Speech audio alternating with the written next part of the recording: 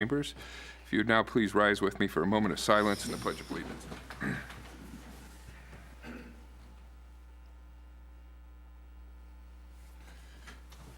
I pledge allegiance to the flag of the United States of America and to the republic for which it stands, one nation, under God, indivisible, with liberty and justice for all. All right, roll call, please, back. Granquist? Here. Langy? Here. Merrill? Here. Clausen? Here. Murin? Here. Jackson? Here. Faust? Here. File? Here. Okay, with that, I will look for a motion to approve the consent agenda. So moved. Motion is second. Please vote. All council members present, voting in the affirmative. Look for a motion to approve the full agenda. So moved. Second. Okay. Please vote. All council members present, voting in the affirmative. Okay, that moves us to item number 15 on the council agenda, special presentations, and we look to Andy for an economic development update. Sure, thank you, Mayor. Well, good evening, Mayor and City Council, and thank you for giving me the opportunity to update you all on some of the projects and opportunities we have been working on in economic development over the last year. We certainly appreciate the support of the Mayor and City Council as we try to accomplish our goals. I'll begin with an update on housing in the Norfolk area, as I know that has been a big topic of conversation in the community over the past year especially, and even before that. And as you all know, the housing study completed last year identified a need for all types of housing in Norfolk.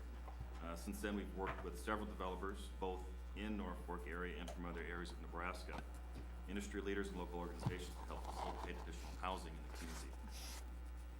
City Council has also helped tremendously in this effort with significant investments in needed infrastructure, which has been a barrier to development in the past.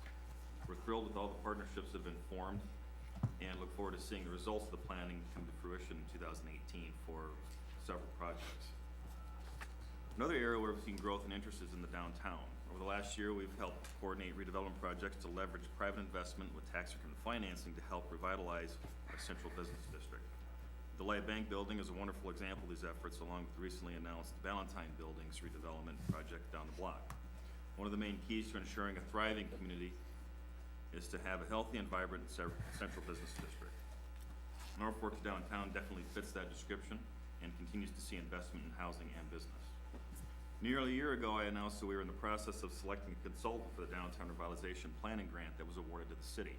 And because of those efforts, as we have all heard, the City of Norfolk was announced as the recipient of 2 CDBG grants that will have a tremendous impact on the community.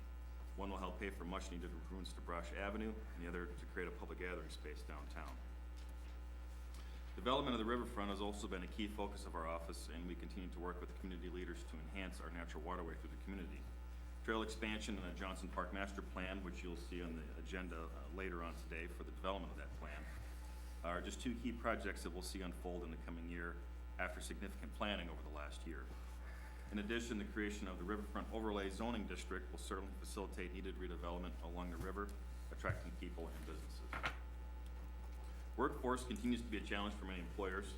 We're working closely with the Chamber of Commerce and the Talent Recruitment Coordinator to develop strategies to get the message out there that there are jobs available in the Norfolk area, as well as attracting individuals and families to move to Madison County.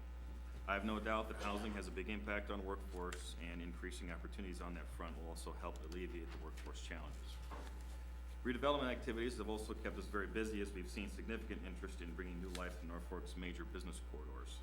The City Council recently designated the area along East Omaha Avenue as blighted substandard, which no doubt will have a positive impact on attracting investment to one of our main corridors.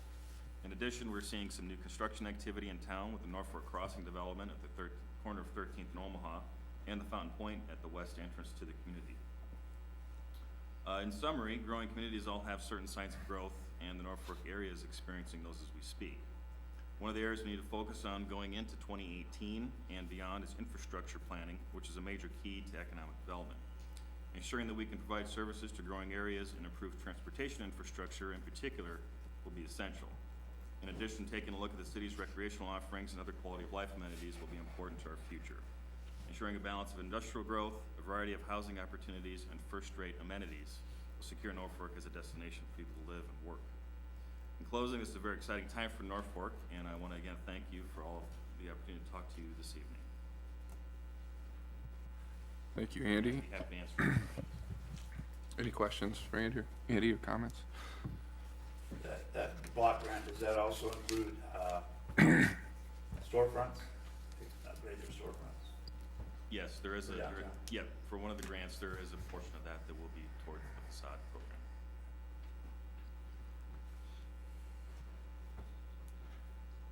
Okay, well, I think you rightly hit on a number of action points throughout the year, especially in housing, new housing developments, some new commercial development and investment.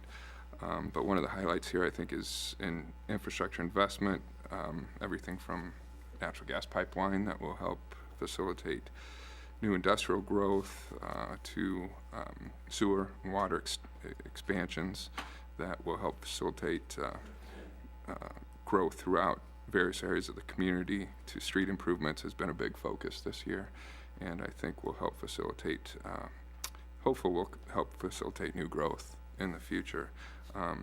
Downtown enhancements, riverfront development work hand in hand. Continued efforts on workforce is important. One thing I did want to ask about was, we talk about economic development, and it's not always just Norfolk.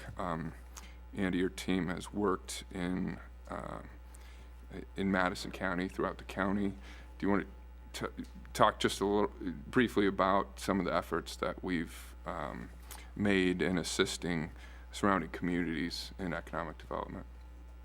Sure, no problem, Mayor. Well, specifically, a lot of the support we have might come from some grant assistance. I know there's at least one community we've helped apply for and write a grant for a community facility they wanted. And then also a lot of the small business support. Our office does do site visits to the communities. We feature them in Norfolk Now magazine, which is a promotion of our area businesses. They participate in our Small Business Saturday functions, and our office is heavily involved in that as well.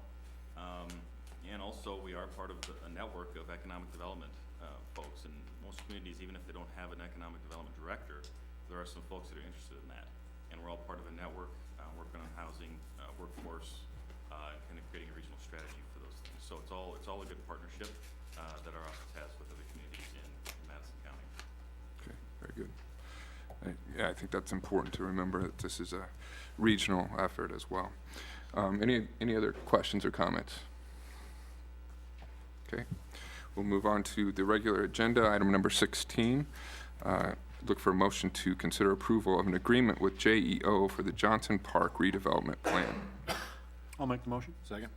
Okay, motion is second. Andy, would you kick this off for us? Introduce this, please. Sure, no problem. Sure, no problem, Mayor. Well, the agreement you have before you right here is an agreement with JEO Engineering, and they have a sub-consultant, which is Big Muddy. They are teaming together to help put together a implementation plan for Johnson Park. So over the next year, or the next few months, actually, we'll be kicking that off, having a series of stakeholder meetings, on-site meetings, and I think really the end result of that is to try to come up with a good plan and break it up into smaller pieces so that we can accomplish the overall vision, with implementing that plan. So this is really the first step of that, and again, they will be taking a look at the whole park area. JEO is a consultant on our trail project we have already, so they are familiar with this area, and obviously familiar with Norfolk because they've been here on different projects in town for a long time too. So we've looked at this, and I think it's an exciting opportunity for some redevelopment of Johnson Park. Any questions? And we have, within the budget, dedicated some resources to Johnson Park improvements in the next year, correct? Yes, yep, we have Okay. funding in the budget for this fiscal year Okay. for Johnson Park. So this is a starting point to help guide the way, so to speak, in terms of making those improvements. And again, Johnson Park is has a long history in the community as a WPA project, like Tahazuka Park.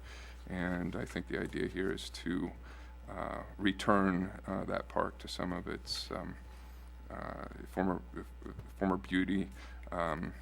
Number of components that will develop in the next few months with the placement of the Riverfront Trail historical marker, landscaping improvements, all those things can be discussed and potentially part of this plan, reconnecting that park to the North Fork of the Elkhorn River. So I think it's a good place to start, and JAO is willing to put in a lot of the time and energy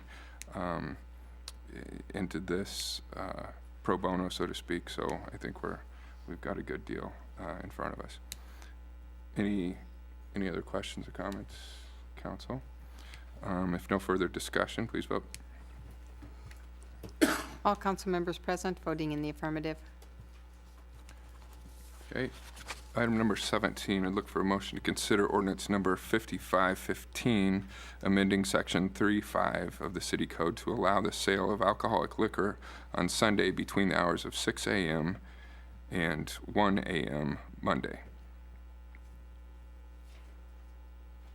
Your Honor, I'll offer up ordinance number 5515. Second. Okay. Clint, would you provide some background on this for us, please?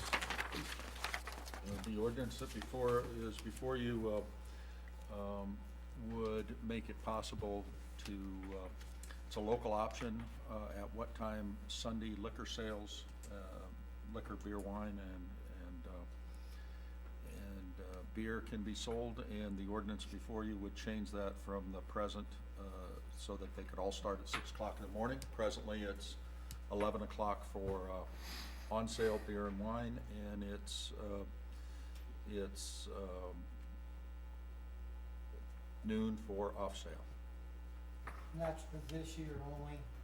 Just, No. No, open it up for there was a request, because the Sundays, this year, Christmas Eve and New Year's Eve are on Sunday. The ordinance that is before you doesn't distinguish between those. It's 6 o'clock any Sunday going forward, if the council approves the ordinance. There was a subcommittee discussion on this, considering that specific request, and it was the opinion of the subcommittee that while we're at it, we should end the prohibition on this, that this ordinance was most likely a vestige of the Prohibition era and not applicable at this point in time. So that was the recommendation of the subcommittee, that we just take it off the books.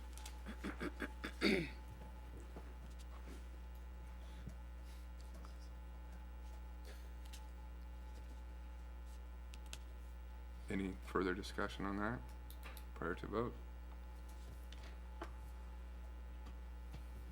Not, short title, please, Beth. An ordinance of the City of Norfolk, Nebraska to amend Section 3-5 of the official city code to allow the sale of alcoholic liquor on Sunday between the hours of 6 a.m. Sunday and 1 a.m. Monday, to provide when this ordinance shall be in full force and effect, and to provide for the publication of this ordinance in pamphlet form.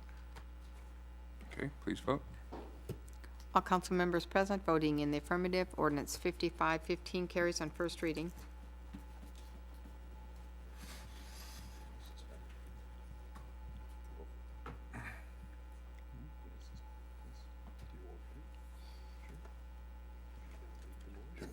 Do I have a motion to? move we suspend the rules and pass ordinance 5515. Second. Okay, a motion and a second to suspend the rules. Any discussion on that? If not, please vote. All council members present voting in the affirmative. Ordinance 5515 carries on second and third.